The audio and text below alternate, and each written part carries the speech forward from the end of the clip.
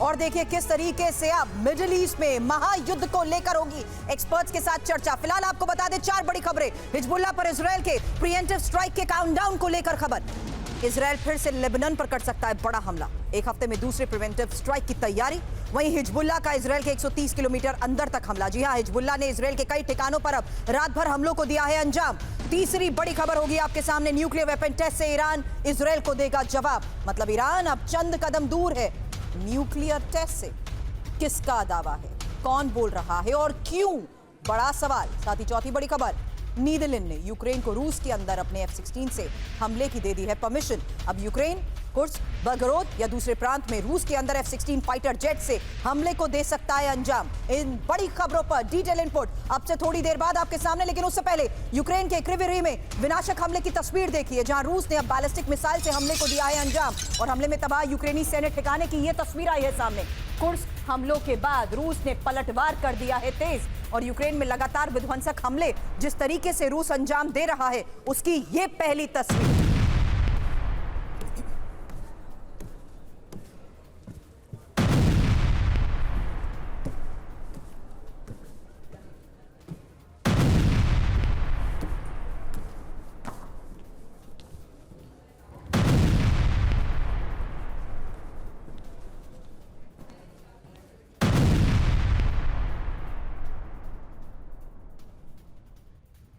Donetsk में यूक्रेनी इमारत पर बड़े हमले को लेकर भी खबर है। रूसी सैनिक ने अब ग्रेनेड लॉन्चर से अटैक को अंजाम दिया है और डोनेट्स्क में रूसी इन्फेंट्री का यह बड़ा ग्राउंड ऑपरेशन माना जा रहा है। सफारी रेजिमेंट ने घातक हमलों को कैसे अंजाम दिया, तस्वीर आपके सामने।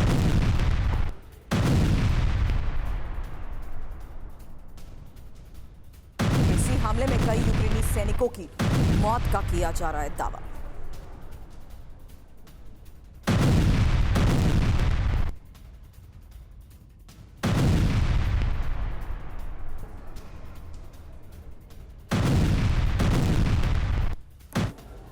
और रूसी हमलों से दहले यूक्रेन के टोरेस से ही बड़ी खबर एक और, जहां विस्फोटक धमाकों में यूक्रेनी बेस कैसे तबाह हुआ देखिए।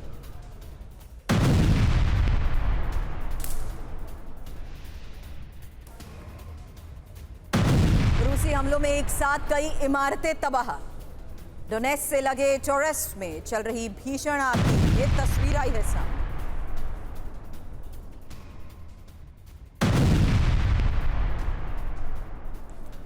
इन हमलों की 3 तस्वीरें एक साथ अब आपके सामने, जहां देखिए किस तरीके से यूक्रेन के क्रीवी रीह में भी विनाशक हमले को दिया गया अंजाम और यूक्रेनी इमारत को कैसे तबाह किया रूस ने ग्रेनेड लॉन्चर से अटैक के बाद, वो तस्वीर भी आई है सामने। वहीं रूसी हमलों में एक साथ कई इमारतों के तबाह होने की एक और तस्वीर आपके सामने। विपिन इस वक्त इसी वॉर जोन से हमें कर चुके हैं ज्वाइन, और सबसे पहले विपिन, इस वक्त जिस तरीके से यूक्रेन पर हावी हमले होते हुए दावा रूस की तरफ से किया जा रहा है, साफ हो चुका है कि अब कुछ इंपॉर्टेंट और क्रूशियल लोकेशंस पर टारगेटेड किए जा रहे हैं। देखिए सुरभि, इस वक्त मेरी मौजूदगी यूक्रेन के ओडेसा शहर में है और ओडेसा के ब्लैक सी के किनारे पर मैं खड़ा हूं और मैं जहां पर खड़ा हूं वो एक बहुत बड़ी स्ट्रैटेजिक लोकेशन है।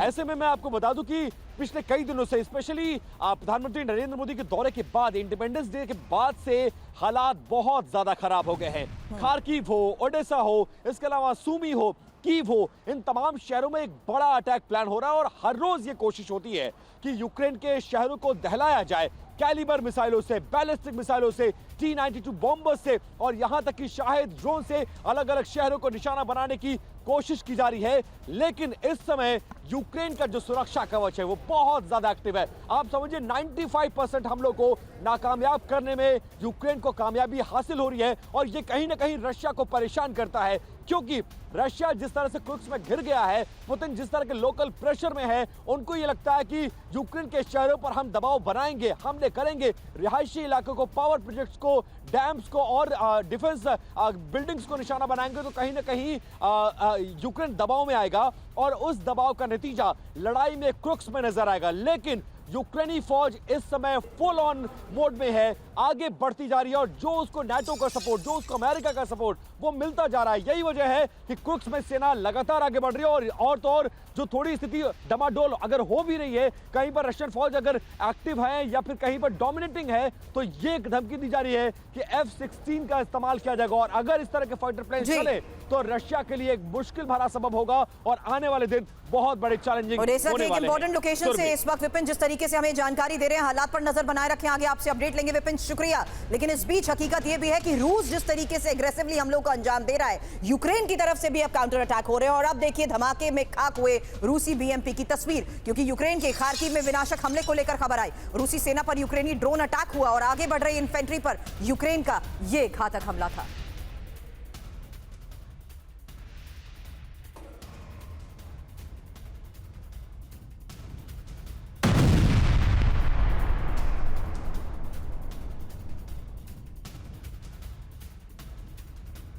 एक और हमले की तस्वीर आपके सामने, क्योंकि यहां रूस के 2 टैंक को तबाह करने का दावा किया गया यूक्रेन के प्रोकोवस्क में विध्वंसक वार से। रूसी हमलों से पहले यूक्रेन का आर्टिलरी अटैक और हमलों में कई रूसी सैनिकों की मौत का दावा। प्रोकोवस्क पर कब्जे की भीषण जंग जारी।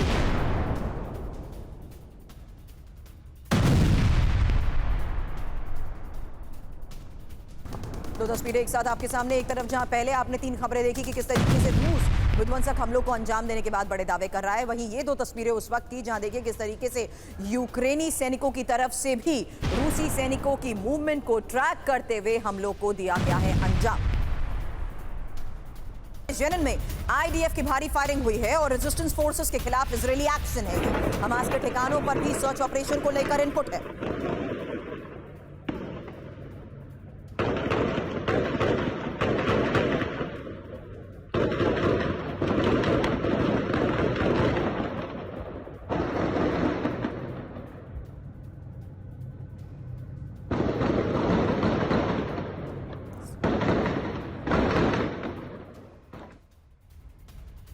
और अब नॉर्थ इजराइल में चल रही भीषण जंग की तस्वीर, यहूदिया और सामरिया में यह भारी फायरिंग की तस्वीर सामने आई है। लड़ाकों के खिलाफ इजराइल पुलिस का यह एक्शन है। रिहायशी इलाकों में हिजबुल्लाह के लड़ाके कैसे घुसे देखिए।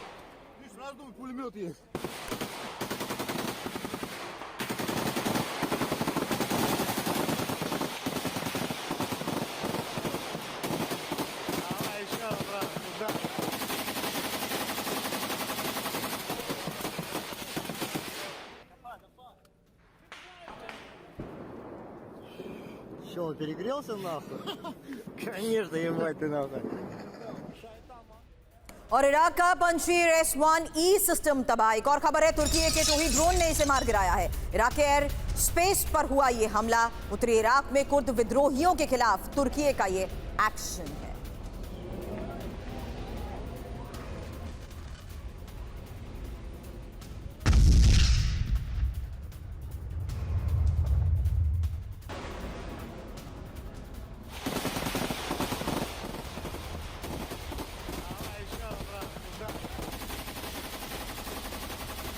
और आपको बता दूं, मेजर जनरल रिटायर्ड के सिन्हा सर डिफेंस एक्सपर्ट के तौर पर इस वक्त हमें कर चुके हैं ज्वाइन, और साथ ही group captain retired Vinod Augustine sir भी इस वक्त हमारे साथ हैं। डिफेंस एनालिसिस, इनसे भी करूं बात। उससे पहले सिन्हा सर, सवाल आपसे, क्योंकि ये 3 तस्वीरों के जरिए साफ हो गया कि किस तरीके से इजराइल अभी भी हमलों को अंजाम दे रहा है। हालांकि ये भी साफ हो चुका है कि इस वेस्ट बैंक में ही इजराइल की तरफ से ऑपरेशन चलाने के तहत बड़े दावे किए जा रहे हैं, इलाका कोई भी हो। हालांकि यहां पर यह साफ हो चुका है कि अभी हम जिस लिहाज से पहले चर्चा करते थे कि खंडर में तब्दील हो चुके इलाकों में भी इस तरीके की बमबारी से क्या अंजाम हासिल किया जा रहा है, बावजूद इसके यहां देखिए हकीकत यह है कि अभी भी स्पेशल लेवल पर ऑपरेशंस को अंजाम दिया गया। जय हिंद सर भी देखिए, जो इजराइल के तरफ से चल रहा है 20 साल के बाद सबसे बड़ा ऑपरेशन वेस्ट बैंक में चला है। देखिए, वेस्ट बैंक को ऑक्यूपेशंस तो इजराइल आईडीएफ करती थी, जिसमें 144 सेटलमेंट हैं वेस्ट बैंक में, और इजराइल के सेटलमेंट उन्होंने हासिल किया लास्ट 1 साल में। उसके बाद जेनिन और तुर्कराम जो कि नॉर्दर्न इलाका पड़ता है, उस इलाके में, क्योंकि वहां पे जो रिफ्यूजीज कैंप में ऐसा माना जा रहा था कि या सिनवार शायद वहां में, ऐसा उनका अंदेशा है कि वहां होगा, उन्होंने एयरफोर्स को यूज किया है। वेस्ट बैंक में जनरली एयरफोर्स को यूज नहीं करते हैं। ना तो उन्होंने पहले के कहीं 20 साल पहले किया था, 20 साल के बाद एयरफोर्स की एक्टिविटीज हुई है वेस्ट बैंक में, तो ये देखने वाली बात है। दूसरा, अब आप देखिए जो गाजा पे है वो तो लगातार अभी नॉर्थ से साउथ तक वो कहीं भी चले जाते हैं, एक जगह नहीं देते हैं। वो जस्ट आपको एक वार्निंग, ये जगह को खाली करो, और तकरीबन विदिन 12 घंटे के बाद वो स्ट्राइक करते हैं। और वहां पर अब एआई बेस्ड जो उनके सॉफ्टवेयर हैं वो काम कर रहे हैं, टनल से निकल रहे हैं जितने भी हमास के लड़ाके हैं, तो उनको सफलताएं तो मिल ही रही हैं। देखिए, अब यदि पूरे चीज को यदि देखें तो हम जब गाजा की बात करते हैं तो वहां पर फलफेडिया कॉरिडोर की जो बात हो रही है, जो कि आपका इजिप्ट के साथ लगा हुआ है, रफा के साथ में, उसके ऊपर में कहीं बात अटकी हुई है। और दूसरा है नेटजैम जो कॉरिडोर जो सेंट्रल है, तो वहां पर तो वो कभी भी चीजें परिस्थितियां बदल सकती हैं। अब वो पूरा का पूरा ध्यान वेस्ट बैंक में और उधर लेबनान की तरफ चले गए हैं, और वो उन चीजों को करते रहेंगे जब तक उनके अनुसार कि जो भी उनके पास थ्रेट है वो कम नहीं हो जाता।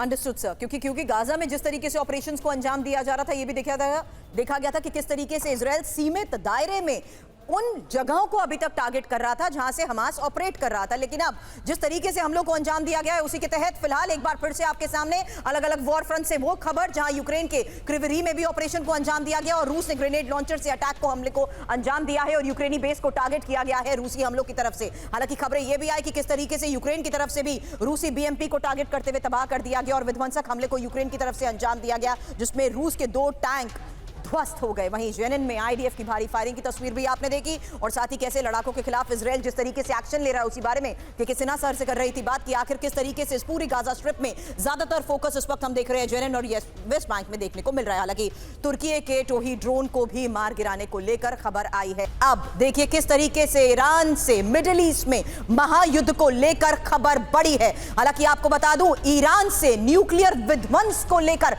खबर अब से थोड़ी देर में आपके सामने। उससे पहले जानिए कैसे अब एक और वॉर फ्रंट में जहां इजराइल में 130 किलोमीटर अंदर भीषण अटैक को लेकर खबर आई है और हाइफा कोस्ट के पास ये विनाशक हमला है। आपको बता दें, इजराइल के गैस फील्ड को टारगेट किया गया है।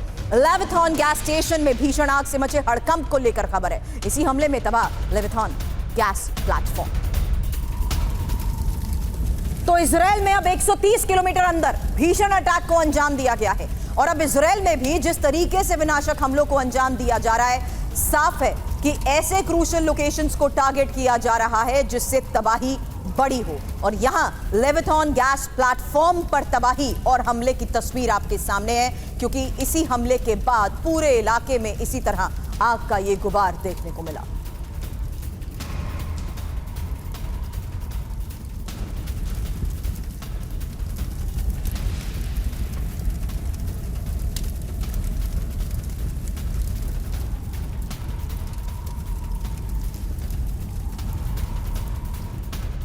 और इजराइल में ही हिजबुल्लाह के भीषण हमले को लेकर भी खबर आई, जहां ड्रोन हमले से आईडीएफ का खुफिया सैन्य बेस भी दहल गया है। आपको बता दें, गिलोट बेस के अंदर 6 ड्रोन से विध्वंसक अटैक को अंजाम दिया गया है। आईडीएफ की यूनिट A2OO को यहां पर टारगेट किया गया है और लेबनानी मीडिया ने इसी नुकसान को लेकर भी जिस तरीके से बड़ा दावा किया है उसके बारे में और इंफॉर्मेशन रखेंगे आपके सामने, क्योंकि यहां पहले आपने खबर दी कि कैसे इजराइल के अंदर 130 किलोमीटर अंदर घुस के हमले को अंजाम दिया गया। अब खबर आई है आईडीएफ के खुफिया बेस को दहलाने की। हालांकि इसी बेस को क्यों टारगेट किया गया और जिस तरीके से लेबनानी मीडिया की तरफ से बड़े नुकसान का दावा किया जा रहा है, आईडीएफ की ये यूनिट जिसे स्पेशली टारगेट किया गया है गिलोट बेस के अंदर 6 ड्रोन से ये विध्वंसक अटैक हुआ है। 2 बड़ी खबरें एक साथ आपके सामने, जहां देखिए किस तरीके से गैस स्टेशन में भीषण आग की ये तस्वीर सामने आई है और आईडीएफ का सैन्य बेस जिसमें 6 ड्रोन से अटैक को दिया गया अंजाम, और उसके बाद की ये तस्वीर साफ है कि अब जिस तरीके से ऑपरेशन चलाए जा रहे हैं उसमें इजराइल के अंदर घुसकर वार किया जा रहा है और ये इजराइल में हिजबुल्लाह के भीषण हमले को लेकर खबर है, क्योंकि अब जिस तरीके से हमलों को अंजाम दिया गया है उसमें खबर है कि आईडीएफ के खुफिया बेस को दहला दिया गया, क्योंकि हिजबुल्लाह ने अब तेल अवीव के नजदीक इस हमले को अंजाम दिया है। लेबनान बॉर्डर से 100 किलोमीटर दूर टारगेटेड अटैक है ये और आईडीएफ के गिलोद सैन्य बेस पर 6 ड्रोन से हमले को लेकर खबर आई है। आपको बता दें आईडीएफ की यूनिट A200 को यहां पर टारगेट किया गया है और गिलोद बेस के अंदर भारी नुकसान का किया जा रहा है दावा। हालांकि दक्षिण लेबनान में गिलोद बेस से बड़े ऑपरेशन को लेकर जिस तरीके से खबर सामने आ रही है, ये साफ हो गया है कि अभी भी विनोद सर दक्षिण लेबनान में हमलों को अंजाम देने के लिए कुछ स्ट्रैटेजिक लोकेशंस को टारगेट किया जा रहा है हिजबुल्लाह की तरफ से। बिल्कुल, इनफैक्ट मैं पुष्टि कर सकता हूँ मेरे जो दोस्त हैं, फ्रेंड्स हैं, उनसे कि रात भर हमला चला है लेबनान के कुछ इलाके में, क्योंकि जो आप गिलोड बेस के जो अटैक का जिक्र किया है, जिसकी वजह से मैंने ये मैप अपने पीछे लगाया हुआ है। आप देखिए बेन गुरियन एयरपोर्ट यहाँ पे है तेल अवीव का, और महज 40-45 किलोमीटर आप यहाँ देखेंगे गिलोड एयरबेस यहाँ है, और महज 40-45 किलोमीटर में आप उनको तेल अवीव एयरपोर्ट या तेल अवीव के आसपास भी अटैक करने का क्षमता ये लोग रखते हैं, जबकि तेल अवीव को आयरन डोम के इर्द गिर्द आप ये लोग नहीं बेचते हैं, क्योंकि मार गिराने का बड़ा एक संभावना रहता है। लेकिन ये जो लेबनान में रात भर जो अटैक चला है, इसमें बहुत जानो माल का नुकसान हुआ है, यही हमें पता लगा है।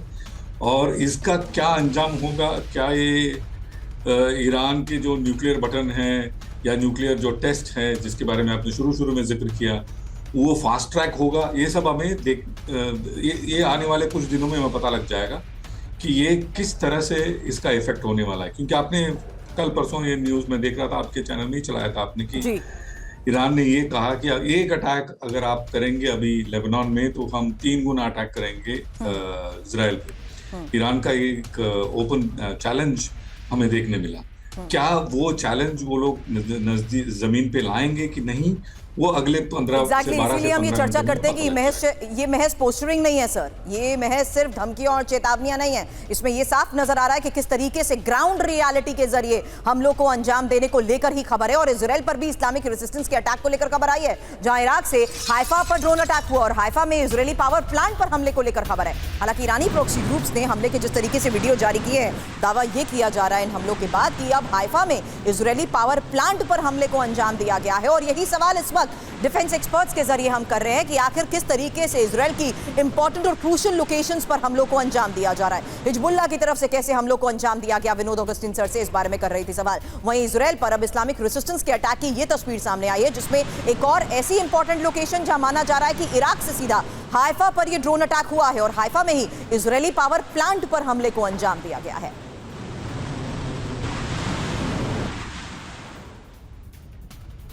और इजरायली बेस पर ही आत्मघाती ड्रोन अटैक को लेकर भी खबर है। गोलान डिवीजन हेडक्वार्टर पर यह हमला हुआ है और हिजबुल्लाह ने बड़े नुकसान का किया है दावा। बेका घाटी में आईडीएफ एयर स्ट्राइक का भी जवाब, आईडीएफ बेस से लगे रिहायशी इलाकों पर हमले।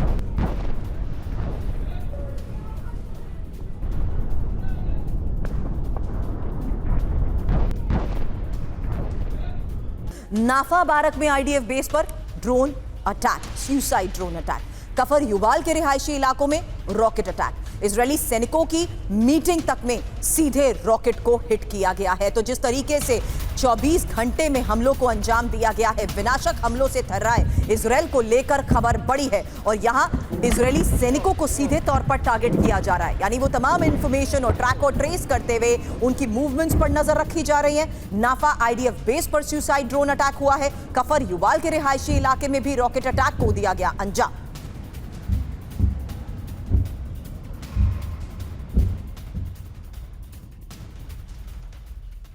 तो विनाशक हमलों से थर्रा रहे इजराइल को लेकर करूंगी सवाल। मेरे सहयोगी सुमित चौधरी भी इस वक्त हमें कर चुके हैं ज्वाइन। जहां उससे पहले जानिए 24 घंटे में हिजबुल्लाह के 10 भयंकर हमलों को लेकर खबर आई है। नाफा बारक में आईडीएफ बेस पर आत्मघाती ड्रोन अटैक हुआ है। जरीद बारक में आईडीएफ बेस पर रॉकेट हमला हुआ है। कफर युवाल के रिहायशी इलाकों में रॉकेट अटैक।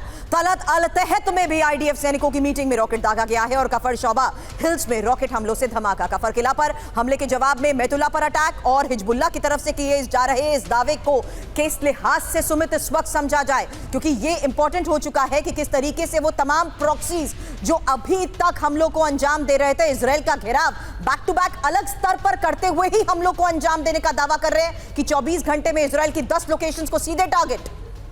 देखिए बिल्कुल प्रॉक्सियों की पूरी कोशिश है सुरभि कि किसी भी तरीके से इजराइल के ऑपरेशंस को हॉल्ट किया जाए, या फिर कोशिश की जा रही है कि नॉर्दर्न बॉर्डर्स के ऊपर ज्यादा से ज्यादा इजराइल को परेशान किया जाए। भी मोटे तौर पर अगर आप देखें तो इजराइल को सिर्फ और सिर्फ डर हिजबुल्लाह से नहीं है, अब इजराइल को डर लगातार है सीरिया की तरफ से बड़े ऑपरेशंस को प्लान किया जा रहा है। यहाँ तक कि लगातार व्हाइट हाउस की रिपोर्ट जरूर आई जिसमें कहा गया कि ईरान बड़े अटैक कर सकता है, लेकिन उसके बारे में ऐसी कोई जानकारी पुष्टि नहीं की गई है।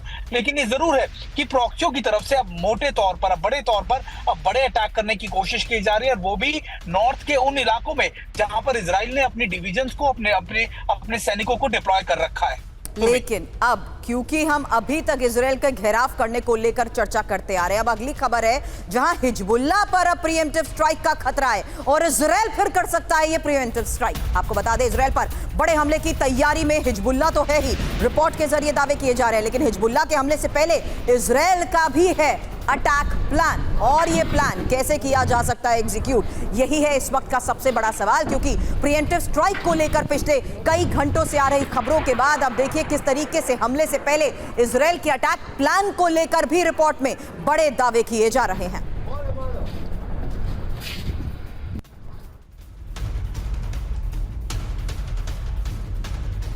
और आपको बता दें प्रीएम्प्टिव स्ट्राइक में ही इजराइल के साथ अमेरिका है, और प्रीएम्प्टिव स्ट्राइक में अमेरिका भी मदद करेगा। हिजबुल्लाह पर हमलों के लिए इजराइल को हथियार तक मिलेंगे, और एंटनी ब्लिंकन ने इजराइल को यह भरोसा दिया है। हालांकि न्यूयॉर्क टाइम्स की रिपोर्ट के जरिए किए जा रहे इस दावे को लेकर एक्सपर्ट से करूं सवाल, उससे पहले जानिए कि किस तरीके से अब प्रीएम्प्टिव स्ट्राइक में अमेरिका का ये साथ इंपॉर्टेंट है, क्योंकि यहां खबर सामने आई है कि इजराइल की और मदद अमेरिका करेगा, और ये मदद साफ तौर पर हिजबुल्लाह पर प्रीएम्प्टिव स्ट्राइक के खतरे को देखते हुए बहुत जरूरी है। हालांकि इंफॉर्मेशन अब आपके सामने जा देखिए, प्रीएम्प्टिव स्ट्राइक में इजराइल की अमेरिका की मदद को लेकर खबर आई है, और हिजबुल्लाह पर हमलों के लिए इजराइल को हथियार भी मिलेंगे। एंटनी ब्लिंकन ने इजराइल को भरोसा दिया है। न्यूयॉर्क टाइम्स की तरफ से किए जा रहे दावे के आधार पर ही ये इनपुट सामने आया है कि कैसे 26 अगस्त को लेबनान में 100 फाइटर जेट से हमला हुआ था, और मध्य इजराइल में हिजबुल्लाह के हमलों से पहले आईडीएफ ने की प्रीएम्प्टिव स्ट्राइक। सवाल सिन्हा सर उस लिहाज से कि आखिर इन तमाम इनपुट्स के बाद किस एक्सटेंट तक अब इजराइल जाएगा? देखिए इजराइल का तो आपने तो देख ही लिया कि किस एक्सटेंट तक 80% तकरीबन वहां पर इंफ्रास्ट्रक्चर को खत्म कर दिया है, और मेरा ये मानना है 80% हमास भी खत्म हुआ है। हमास सोच है ये कहते हैं। मगर दूसरी बात, अब आप देखिए जब आप वेस्ट बैंक में आती हैं तो पहली 20 साल के में पहली बार मेजर ऑपरेशंस हुए हैं। आप बड़ा अच्छा लगा जब आप प्रोएक्टिव ऑपरेशंस की बात की। देखिए प्रोएक्टिव ऑपरेशंस करके 40 ठिकानों में लेबनान, साउथ लेबनान में ही, वो डीप लेबनान में, चाहे बेका वैली भी हो चाहे जेरिन वैली हो, उसके अंदर में, और कहाँ बेरूत तक वो जाकर के उन्होंने किया प्रीएम्प्टिव स्ट्राइक से 40 ठिकानों में, और 4000 ने चाह रहे थे शायद कि वो लॉन्च करें, तो वहां के जितने भी उनके लॉन्चर्स थे उसको बर्बाद किए। तो बहुत बड़ा धक्का दिया है, और इस बार जो है उनके पास इंटेलिजेंस बहुत ज्यादा है और पिन पॉइंट है, टारगेटेड अटैक है। पहले आप जाते थे, आपने मिशन ओरिएंट किया, गए, अभी वो करते हैं उस समय जब उनको एग्जैक्टली देखिए पिछले बार जो उन्होंने प्रीएम्प्टिव स्ट्राइक की थी, जब 40 जगहों में आधे घंटे पहले लॉन्चरों को लगने दिया, उनका जो टाइम था, डी-डे का टाइम था, जो टाइम उन्होंने एच आवर कहते हैं उसको मुकर्रर की थी, उसको पहले आधे घंटे पहले उन्होंने, जब वो पूरे तैयार हुए थे पूरे रॉकेट के साथ, जो भी है इनके पास जो रॉकेट्स हैं, जैसा रॉकेट्स हैं, उनको बर्बाद किया। आप अभी बात कर रही थी प्रीएम्प्टिव स्ट्राइक की। जब इजराइल रिसॉर्ट करता है प्रीएम्प्टिव, जितने भी उसके बहुत सारे वॉर हुए हैं, 7 वॉर आप देखिए, 48, 67, 73, 78, 82, 85 से लेकर 2000 तक इसी हिजबुल्लाह के साथ हुआ था, और 2023 में आप देख रही 10 महीने से ज्यादा का समय हो चुका है। तो प्रीएम्प्शन है, और प्रीएम्प्शन से ही वो जाके ईरान में मारता है। जब उसको ऐसे नहीं, उसने वहां जाकर के हमास के चीफ को मार दिया, इस्माइल हानिया को, तो प्रीएम्प्शन में बहुत, और वो एब्सोल्युटली इंटेलिजेंस बेस्ड है। बेरूत में हिजबुल्लाह के जो डेप्टी थे उनको मार दिया, और उसने भी प्रीएम्प्शन है वो। तो देखिए ये प्रीएम्प्शन, और ऐसा नहीं है जो आती है छन के बातें, वेस्टर्न मीडिया भी इसको चाहता है कि इसको दिखाएं कि किस तरह इजराइल एक कंफर्टेबल पोजीशन में है, मेरा ऐसा मानना है। और इजराइल तब तक करेगा जब तक कि ईरान का वो न्यूक्लियर थ्रेट को नहीं निकाल दे। न्यूक्लियर थ्रेट आप अब, कवर करेंगी, जैसा आप शुरू में सर, बताया। जो शुरू में मैंने इसीलिए major कहा nuclear और उसी threat पर है, मैं उसी- अब आती हूँ सिन्हा सर, क्योंकि इसी प्रिएम्प्टिव अटैक अगर होता है तो बड़े युद्ध का क्या खतरा है, क्योंकि बड़ी जंग का आगाज हो सकते हैं प्रिएम्प्टिव अटैक। आपको बता दें, प्रिएम्प्टिव अटैक हुआ तो मिडिल ईस्ट में रीजनल वॉर को लेकर करूंगी सवाल, क्योंकि जंग में ईरान की डायरेक्ट एंट्री भी हो सकती है, रिपोर्ट में दावे किए जा रहे हैं। और हिजबुल्लाह पर प्रिएम्प्टिव अटैक की तैयारी में इजराइल है, और उसी लिहाज से अब जानिए कि किस तरीके से इजराइल अपने इन्हीं इनपुट्स के आधार पर जहां हमले की तैयारी होती है उससे कुछ ही घंटे पहले, उससे कुछ ही मिनट पहले प्रिएम्प्टिव स्ट्राइक को अंजाम दे देता है, यानी दुश्मन को पूरी तरीके से डिसेबल कर लेता है। हालांकि इसी अटैक को देखते हुए क्या ये बड़ी जंग का आगाज होगा? ऑगस्टिन सर, सवाल आपसे विनोद सर, क्योंकि विनाशक युद्ध का आगाज हो सकते हैं प्रिएम्प्टिव अटैक, और प्रिएम्प्टिव अटैक हुआ तो मिडिल ईस्ट में रीजनल वॉर का खतरा है। हालांकि जंग में ईरान की डायरेक्ट एंट्री और परमाणु हथियारों का इस्तेमाल ईरान कर सकता है। हुथी, हिजबुल्लाह, हमास और भी ज्यादा हमलावर हो सकते हैं, और हिजबुल्लाह पर प्रिएम्प्टिव अटैक की तैयारी में इजराइल है। हालांकि वेस्टर्न इंटेलिजेंस जिस तरीके से सर ये दावे कर रहे हैं, क्या ये भी महज एक पोस्चरिंग है? ये मैं सवाल इसलिए कर रही हूं क्योंकि इन्हीं ट्रिपल एच के जरिए इजराइल का घेराव कई महीनों से हो रहा है। आज के इस हालात में क्या यह बता दिया गया कि आप तैयारी जितनी मर्जी रखिए, आपको हम कुछ ही मिनट पहले डिसेबल करके रख देंगे? बिल्कुल, बहुत ही सटीक सवाल है सुरभि, आपका हमेशा से रहा है। आप इस एरिया का जो लेआउट है वो भी समझती हैं बहुत अच्छे से। और मैं अपने दर्शकों को बताना चाहूँगा, देखिए, ईरान का डायरेक्ट एंट्री इस वॉर में अगर होगा तो नॉर्थ इराक के थ्रू होगा, क्योंकि नॉर्थ इराक शिया डोमिनेटेड है। मोसुल, इरबिल, ये इलाका जो है आज भी, और इससे पहले भी मैं कह चुका हूं, एक हिजबुल्लाह इराक में भी एक हिजबुल्लाह जिसका नाम है खतैब हिजबुल्लाह। तो इस हिजबुल्लाह के बारे में बहुत कम जिक्र होता है, क्योंकि इस हिजबुल्लाह का डायरेक्ट एंट्री अभी तक वॉर में हुआ नहीं है। तो नॉर्थ इराक से लेके सीरिया अगर इस वॉर में अगर एंट्री करेगा, तब जाकर के ये रीजनल वॉर का सिनारियो बनता है। सीरिया का एंट्री तभी हो पाएगा अगर रशिया का इनके ऊपर अगर ब्लेसिंग्स मिले, जो विली नीली मुझे लगता है। लेकिन मैंने इसलिए इमेज मेरे पीछे लगाया हुआ है, आप देखिए, अगर न्यूक्लियर पॉसिबिलिटी अगर बन जाता है, हो सकता है रशिया भी अपना ब्लेसिंग्स इनके ऊपर से हटा दे, क्योंकि रशिया भी नहीं चाहता है, एक रिस्पॉन्सिबल नेशन होने के नाते, कि ये स्पाइरल आउट हो करके न्यूक्लियर वॉर में न तब्दील हो जाए। तो ये इसके ऊपर नकेल कसेंगे। तो और रीजनल वॉर का जो आपका सवाल है, उसका मोटा मोटा ये जवाब है कि रीजनल वॉर की पॉसिबिलिटी हमें तब नजर आएगा जब ईरान का न्यूक्लियर टेस्ट होगा कि नहीं होगा, अगर होगा तो कब होगा, उसके ऊपर ये सारा कुछ निर्भर करेगा। लेकिन तो आप थोड़ा सा इसका कॉम्प्लेक्सिटी समझिए। It is not as easy as we are making out to be in the larger scheme of things. और वेस्ट बैंक में आईडीएफ ऑपरेशन में मारे गए विस्म हाजिम को लेकर खबर है। आपको बताते हैं, धमाके में तबाह हुई हाजिम की कार। आईडीएफ शिन बेट ने जॉइंट ऑपरेशन किया और ड्रोन अटैक में हमास के 2 और लड़ाकों को मार गिराया गया है। ये देखिए तस्वीर। तो आईडीएफ ने अब ऑपरेशन को जिस तरीके से अंजाम दिया है, उसके बाद ये तस्वीर सामने आई कि कैसे हाजिम की कार को ट्रैक किया गया, और आईडीएफ और शिन बेट ने इस जॉइंट ऑपरेशन में ड्रोन अटैक से हमास के 2 और लड़ाकों को मार गिराया है।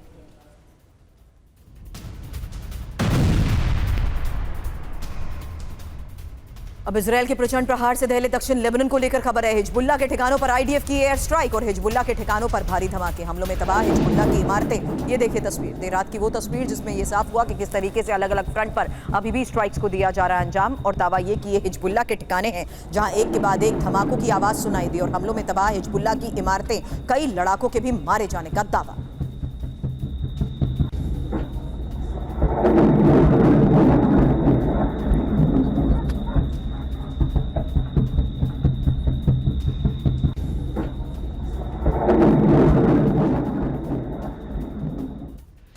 और इजराइल में लेबनान से बड़ा पलटवार। आपको बता दें, किरियत शमोना में हिजबुल्लाह के हमले को लेकर खबर है। आईडीएफ बेस को यहां टारगेट किया गया और रिहायशी इलाकों में रॉकेट हमले भी हुए। धमाकों में भारी नुकसान का दावा।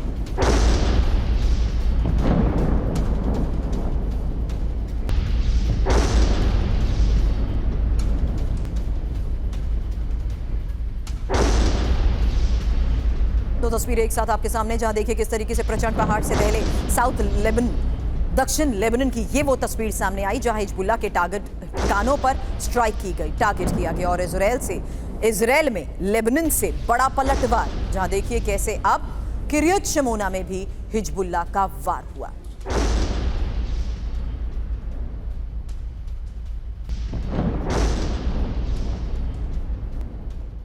और रेड सी में हुती का प्रचंड हमला, अमेरिकी जहाजों पर मिसाइल अटैक किया गया है। ईरान मेड मिसाइल सिस्टम और ड्रोन से हमले, अमेरिकी एयर डिफेंस ने हमले को नाकाम किया। यूएस सेंट्रल कमांड की तरफ से किए जा रहे बड़े दावे को लेकर खबर है। फिलहाल जानिए कि किस तरीके से इस बड़े दावे के तहत अमेरिकी एयर डिफेंस ने हमले को नाकाम करने का भी दावा किया है। और खबर यह सामने आई कि अब अमेरिकी जहाजों पर मिसाइल अटैक हुआ है और ये रेड सी में हुती का एक और प्रचंड वार।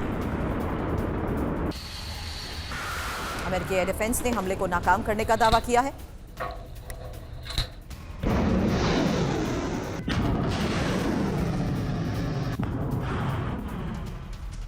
और खबर हुती के विनाशक हमलों से दहले लाल सागर को लेकर, क्योंकि हुती के धमाकों में उड़ा ग्रीस का कमर्शियल जहाज। हुती ने जारी किया है तबाह जहाज का ये वीडियो। जहाज के अंदर हुती के हथियारबंद लड़ाके भी नजर आ रहे हैं। 10 लाख बैरल तेल लेकर जा रहा था ये सोनिन जहाज।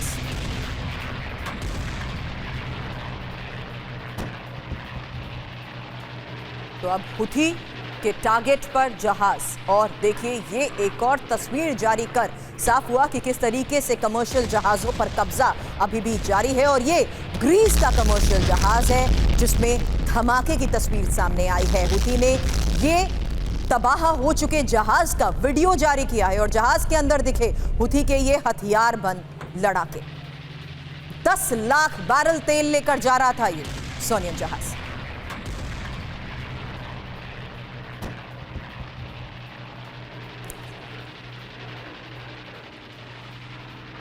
तो हुती के हमलों से दहले लाल सागर की ये तस्वीर आपने देखी है, जहां ग्रीस के जहाज पर यह हमला हुआ और जहाज के अंदर हुती के लड़ाकों की तस्वीरें भी आई हैं सामने। एक बार फिर से ये साफ हो गया कि किस तरीके से हुती अभी भी लगातार हमलों को अंजाम देते हुए उन तमाम कमर्शियल जहाज को टारगेट कर रहा है। और अब बाकायदा ये वीडियो जारी कर अंदर पहुंचने के बाद भी तस्वीरें सामने आ चुकी हैं। तो हुती ने ग्रीस के जहाज को, ग्रीस के इस कमर्शियल जहाज को जिस तरीके से टारगेट किया है, उसी की ये 3 तस्वीरें आपके सामने। लाल सागर में हुती का ये आतंक अभी भी जारी है, क्योंकि हुती के ही विध्वंसक हमलों से थर्राए लाल सागर को लेकर खबर आई, जहां ग्रीस के कमर्शियल जहाज पर कब्जा किया जा चुका है। और हुती के धमाके के बाद हथियार बंद ये लड़ाके इसके अंदर भी नजर आ रहे हैं। हालांकि हुती ने अब ये जो वीडियो जारी किया है उसकी तस्वीर भी आपको दिखा रहे हैं। रेड सी में एक महीने में ग्रीस का ये तीसरा जहाज है जो तबाह हुआ है। 10 लाख बैरल तेल लेकर सोनियन जहाज जा रहा था और लाल सागर में तेल रिसाव का बड़ा खतरा जिस तरीके से पैदा हो चुका है, उसी को लेकर भी अब बड़े दावे किए जा रहे हैं। 24 घंटे में गाजा में 79 लोगों की मौत और 24 घंटे में खान यूनिस में 5 लोगों की मौत। आपको बता दें गाजा में अब तक 40,602 लोग मारे जा चुके हैं। तो अभी भी जिस तरीके से गाजा में महाविध्वंस जारी है, हमलों को अंजाम दिया जा रहा है, इसी बारे में डिफेंस एनालिसिस के साथ हम चर्चा कर रहे थे कि आखिर कैसे खंडर में तब्दील हो चुके इलाके में भी अभी भी हमलों को अंजाम दिया जा रहा है। क्योंकि अब यह साफ हो गया कि किस तरीके से इंपॉर्टेंट लोकेशंस को टारगेट किया गया है। और फिलहाल ये गाजा की हकीकत है, जहां 24 घंटे में गाजा में 79 लोगों की मौत की खबर आई है, 77 जख्मी बताए जा रहे हैं। 24 घंटे में खान यूनिस में 5 लोगों की मौत, 20 जख्मी। सेंट्रल गाजा में एक ही परिवार के 9 लोगों की मौत को लेकर भी खबर। और गाजा का 88% से ज्यादा क्षेत्र इवैक्यूएशन रेंज में है। पूरी आबादी गाजा के सिर्फ 11% क्षेत्र में रहने को मजबूर हो चुकी है। गाजा में अब तक 40,602 लोगों के मारे जाने की भी खबर है। और सिन्हा सर, ये सवाल उस लिहाज से शुरुआत में भी मैंने इसीलिए किया था कि खंडर में तब्दील हो चुकी इमारतों के बीच भी जिस तरीके से हम लोग को अंजाम दिया जा रहा है, इस पूरी गाजा स्ट्रिप में जेनिन पर फोकस की बात आपने की थी, लेकिन अब तो देखिए किस तरीके से ये भी साफ है कि 11% ही वो इलाका जहां पर लोग सुरक्षित किसी तरह से रह पा रहे हैं। तो दावा तो यही किया जाता है, इन्हीं लोगों के बीच में हमास के लड़ाकों ने भी शरण ले रखी है। शुरू सही बता रही हैं आप। देखिए, यदि गाजा को आप देखिए तो total 41 kilometre bye exactly 6 to 12 kilometre इस बीच में इरेज क्रॉसिंग से रफा तक देखेंगी, आपने कहा 86% उसमें कोई भी इलाका है जिसमें इनको कहते हैं। 11% जिसकी आप बात कर रही हैं वो इलाका वही है जो रिफ्यूजी कैंप है, जिसके ऊपर में उन्होंने कहा है कि आप रह सकते हैं। खास करके जो मरवाजी कैंप है या रफा के पास में तल अल सुल्तान कैंप है, ये 1-2 कैंपें हैं। इनको छोड़ने के बाद यदि आप सेंट्रल गाजा में जाइए तो एक जगह और है। इसके अलावा उन जगहों में आप देखिए 88% में, और इनको 24 आवर्स का भी समय घटा करके अब इन्होंने 12 घंटे का कर दिया है। और कल जो हुआ है वो 6 घंटे का समय देते हैं कि आप वहां से निकलिए। तो जब तक कोई कहीं पहुंचता है उसके बाद हो जाती है। बात यह है कि पूरे हमास के लड़ाके हैं। आपने अभी खबर दिखाई थी कि किस तरह से उनके गाड़ियों के ऊपर टारगेट, अब पिन पॉइंट टारगेटेड अटैक है, क्योंकि उनके जितने भी आप टनल्स को जब बर्बाद कर रहे हैं तो वो ऊपर आ रहे हैं। अब उनके पास में जो AI बेस्ड उनका जो सर्वेलेंस सिस्टम है जो कि फेस को रिकॉग्नाइज करता है, तो एब्सोल्युटली वो ऑटोमेटिक है। कोई नहीं कि मिशन कोई उन्होंने जनरेट करते हैं, वो ऑटोमेटिकली फायर करते हैं उस इलाके में और उसके बाद उसको बर्बाद कर देते हैं। तो ये जो चीजें हैं ये चलती रहेंगी। अभी जो सबसे बड़ा गाजा स्ट्रिप के सुरभी जो मसला है वो फिलफेडिया कॉरिडोर का है। फिलफेडिया कॉरिडोर के ऊपर में इवन इजिप्ट नहीं मानता, क्योंकि वो अभी बंद हो गया। तो पूरा का पूरा ये जो पूरा कॉरिडोर है 41 किलोमीटर का, और ज्यादा नहीं है 12 किलोमीटर, ये पूरे के पूरे ये आपके इजराइल के ये कहेंगे अंदर आ जाएगा, एक तरह का पूरा कंट्रोल हो जाएगा और हमास वहां से कुछ नहीं कर पाएगा। अभी ये जो आप यहाँ देख रही हैं ये ऊपर की तरफ वेस्ट बैंक में क्यों शिफ्ट हुआ? हाँ। इसका एक कारण है कि अहिया सिनवार का ऐसा मानना है कि शायद एक टनल है जिसको ये नहीं खोल पाए हैं, कि ये दोनों को वेस्ट बैंक और कहीं गाजा स्ट्रिप को जोड़ता है ये, और वो भी जाता है बेतहरन से, वो खोज नहीं पाए हैं इसके कारण। और वो उनका कहना है, शायद उनका ऐसा मानना है कि वो वहां स्लिप होकर के वहां पर चला गया है, ना कि इजिप्ट में गया है वो। Understood sir. लेकिन अब बात ईरान की न्यूक्लियर तैयारी को लेकर भी सिन्हा सर, मैं इस बारे में आपसे ही सवाल करूंगी आगे, क्योंकि अब ईरान की न्यूक्लियर तैयारी पर हुए विस्फोटक खुलासे के साथ खबर पर सवाल होगा मिडिल ईस्ट के उस हालात को लेकर जहां रीजनल वॉर के बारे में भी थोड़ी देर पहले हम चर्चा कर रहे थे, और अब न्यूक्लियर वेपन बनाने से कुछ ही कदम दूर ईरान है। आपको बता दें ईरान ने यूरेनियम भंडार को वेपन ग्रेड लेवल पर बढ़ा दिया है, और अंतर्राष्ट्रीय परमाणु ऊर्जा एजेंसी की रिपोर्ट में किए जा रहे दावे को लेकर खबर है 17 अगस्त तक 60% संबंधित यूरेनियम का 164.7 किलो भंडार। हालांकि अब और इंफॉर्मेशन आपके सामने रखेंगे कि आखिर किस आधार पर अब ये दावे किए जा रहे हैं कि ईरान कभी भी कर सकता है nuclear test.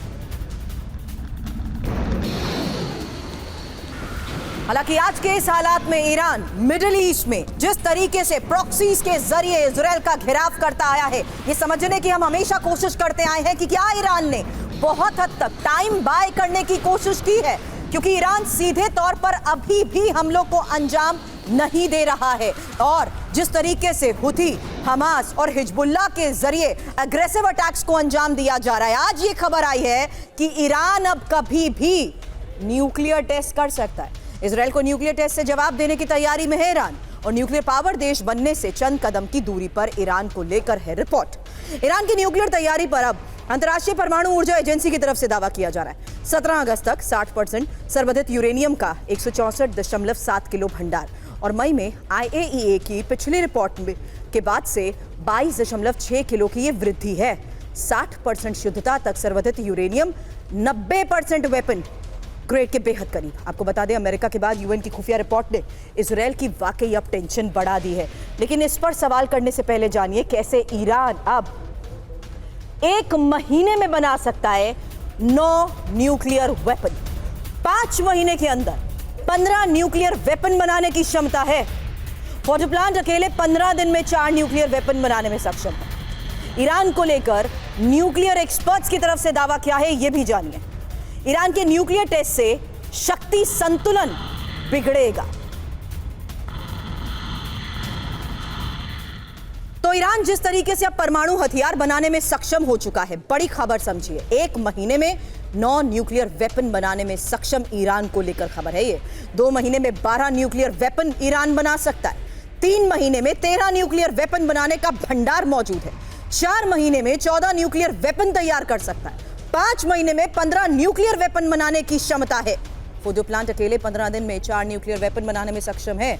Sinha sir, quick response on this, क्योंकि यहाँ विनोद सर से भी बात उसी लिहाज से खत्म हुई थी कि आखिर ईरान की न्यूक्लियर क्षमता को लेकर अभी तक एक एक्सक्लेमेशन था सर।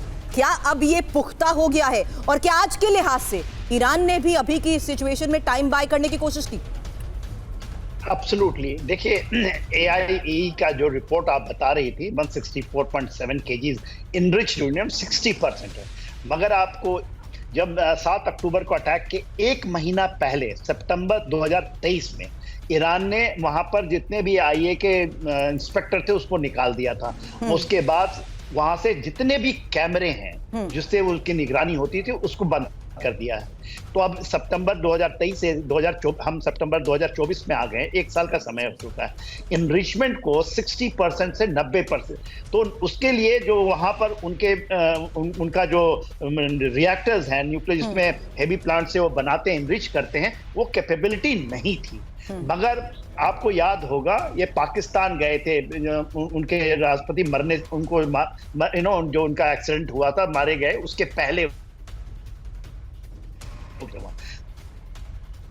कि आप हमें दीजिए इनरिचमेंट का फॉर्मूला। इनके पास था नहीं। प्रॉब्लम वही है, 60% से 90% जाना है या उससे ऊपर। तो अब ऐसा माना जा रहा है, खुफिया रिपोर्ट तो ये कहती है कि इनके पास ये नो हाउ आई है पाकिस्तान या नॉर्थ कोरिया से आ गया है थ्रू रशिया, जिसके कारण ये इनरिचमेंट कर सकते हैं। और इसकी आइए Sinha sir, get back to you. आपका कुछ सेकंड के लिए फ्रेम फ्रीज हो गया था। और विनोद सर, अब जवाब आपसे भी चाहूंगी, क्योंकि यहां सवाल न्यूक्लियर वेपन बनाने की ईरान की क्षमता को लेकर किए जा रहे दावे के तहत बहुत बड़ा है। और आज के इस हालात में देखिए, ईरानी न्यूक्लियर तैयारी पर जिस तरीके से खुलासा हुआ है, उसमें जानिए कि आखिर किस तरीके से न्यूक्लियर तैयारी के तहत अब ईरान पर भी न्यूक्लियर एक्सपर्ट्स की तरफ से बड़े दावे किए जा रहे हैं। विनोद सर। बिल्कुल सुरभि जी, ये मेरा PhD टॉपिक था और मैं इसको बहुत क्लोजली फॉलो कर रहा हूँ पिछले कुछ सालों से। इनके जो क्षमता है, इन्होंने बहुत ही प्लान्ड तरीके से क्षमता को बढ़ाया है और इराक से इन्होंने एक सीखा है। जब इराक न्यूक्लियर जाने की जो कोशिश कर रहा था, उन्हें बड़ी हड़बड़ी करी, बहुत गलतियां करी। वो सारी गलतियों को इन्होंने एक सीख की तरह लिया और इसको आगे लेकर गए। और इनका सबसे वो रिपोर्ट में भी है और मैंने मैप भी पीछे लगाया हुआ है और रिपोर्ट बहुत ही बढ़िया तरीके से आपको बताता भी है कि ये कैसे ये लोग इसको आगे ले जा सकते हैं। सबसे बड़ा जो इनका बेस है वरामिन बेस और दूसरा है तुर्कुजाबाद और इस्फहान के बीच में महज 4 घंटे की दूरी है। और इस्फहान, मैं ऊपर से इस्फहान को देखा हूँ, इस्फहान और तुर्कुजाबाद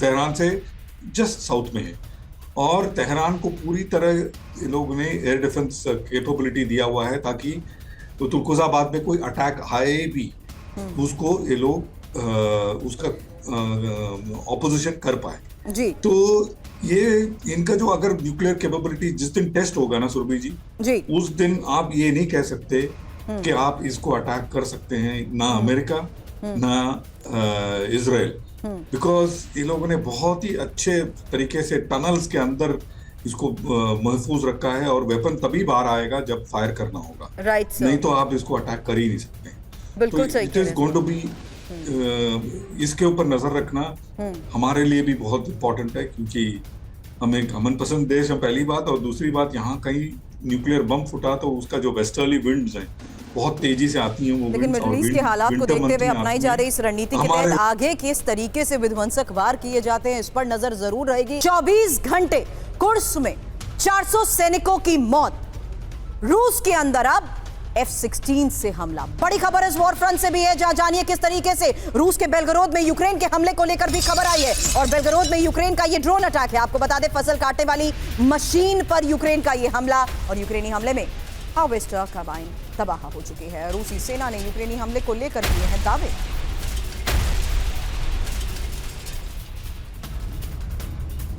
और यूक्रेनी वॉर जोन में ही हाइमार्स अटैक को लेकर भी खबर है। यूक्रेनी पोस्ट पर दर्जनों रॉकेट दागे गए हैं। हाइमार्स हमले में यूक्रेन में भारी तबाही।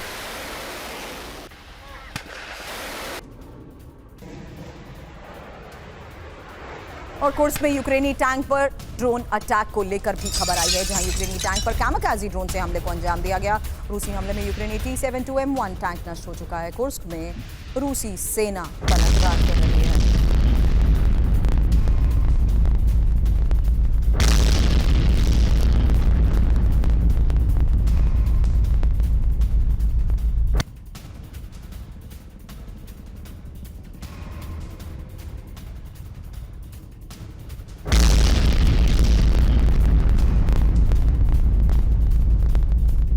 तरीके से अब एक साथ हमलों को लेकर खबर ये सामने आई है, जहां अब यूक्रेनी हमले में हावर्स कार्बाइन को तबाह कर दिया गया और यूक्रेनी पोस्ट पर दर्जनों रॉकेट जिस तरीके से दागे गए। साथ ही रूसी हमले में यूक्रेन को भी तबाही को लेकर बड़े दावे किए गए और ये स्पेशल ऑपरेशन हुआ कुर्स्क में रूसी सेना की तरफ से, जहां ये पलटवार की तस्वीर भी आई है सामने।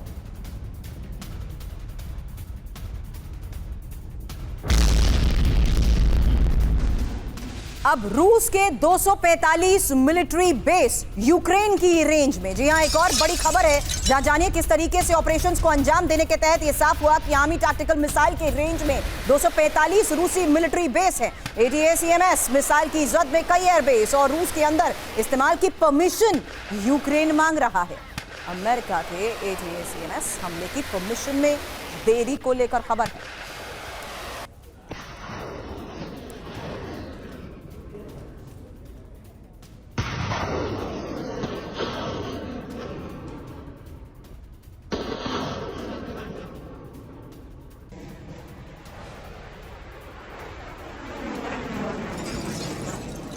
तो रूस के अंदर इस्तेमाल की परमिशन मांग रहा है यूक्रेन और अमेरिका से फिलहाल इस परमिशन की देरी को लेकर खबर आ रही है, जहां हालांकि आपको यह बता दें कि किस तरीके से यूक्रेन दावा कर रहा है कि 245 रूसी मिलिट्री बेस उसकी रेंज में है और आर्मी टैक्टिकल मिसाइल की रेंज में 245 रूसी मिलिट्री बेस पर अटैक को लेकर ही परमिशन का किया जा रहा है इंतजार। वहीं दूसरी तरफ एक और बड़ी खबर आई, जहां रूस पर स्ट्राइक में F-16 का इस्तेमाल यूक्रेन करे और F-16 इस्तेमाल पर नीदरलैंड से ये परमिशन मिली है। आपको बता दें, रूस के भीतर F-16 से स्ट्राइक पर आपत्ति नहीं है। यूक्रेन किसी भी कीमत पर रूस से जंग जीते, नीदरलैंड के डिफेंस चीफ इशेल्सहेम का ये दावा है।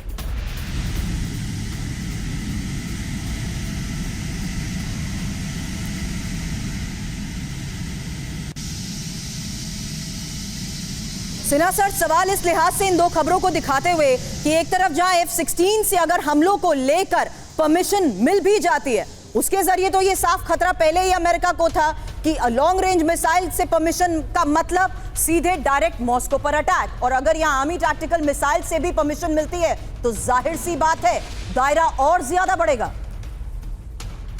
देखिए सुरभि, F-16 को तो परमिशन मिल गया है, जैसे आपने बताया नीदरलैंड से। ऐसा माना जा रहा था कि भाई सितंबर 65 F-16 इनको मिल जाएंगे। जेलेंस्की 100 मांग रहे थे। 1000 जेट फाइटर ये हैं, इनके फाइटर्स हैं रशिया के पास में, तो तकरीबन 1:10 का रेशियो है। उसमें भी इनके पायलट्स बहुत ज़्यादा नहीं है, कम समय तक इनकी ट्रेनिंग हुई है। पहला F-16 तो ऑलरेडी गिर चुका है। पहला आया था, और कहाँ से आया था या तो मेरे ख्याल से वो डेनमार्क का था, जो पहले 6 आए थे, वो उनमें से एक जो, और वो कहाँ मारा गया है वो बड़ा इंपॉर्टेंट है। ये कर्माटोरस का इलाका है, ये नॉर्थ में पड़ता है, जहाँ आपने नाम शुरू में बताया था, जो पेवेरोस का इलाका है, जहाँ पर भीषण लड़ाई चल रही है। तो उन्होंने कहा कि, और उन्होंने अभी तो ऐसी खबरें आ रही हैं कि खुद का जो पैट्रियट बैटरी था कहीं उन्होंने मार दिया, मगर ऐसा नहीं है। रशिया उसको कह रहा है कि उन्होंने शायद 400 या 300 जो उनके ये हैं उससे उन्होंने मार गिराया है। तो खैर पहला तो गिर गया है, ये यूक्रेन भी मान चुका है। तो ऐसा नहीं कि कोई गेम चेंजर हो जाएगा। देखिए, कुर्स्क के अंदर में एक दो थ्योरीज अभी आ रही हैं। एक थ्योरी शायद मेरा भी, एक कतराटा डिप्रेशंस की एक बैटल हुई थी, मैनूवर वॉरफेयर की, ये बहुत सेकंड वर्ल्ड वॉर की है। खास छोड़ दिया जाता है ऐसे जगहों को, और खास करके कुर्स्क।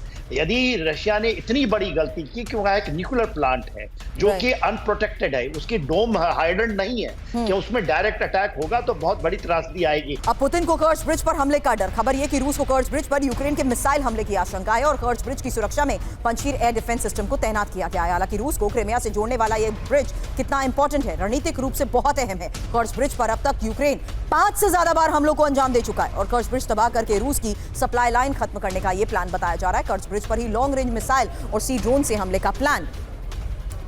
अब यूक्रेन के खनिज संसाधनों पर नेटो देशों की भी नजर। एक और खबर, डोनबास लुहांस्क में बहुमूल्य खनिज का भंडार नेटो देशों पर दिमित्री मेदवेदेव का यह बड़ा आरोप है। यूक्रेन के पास करीब 14.8 ट्रिलियन का खनिज संस्थान है और खनिज संसाधनों की वजह से यूक्रेन की मदद कर रहे हैं।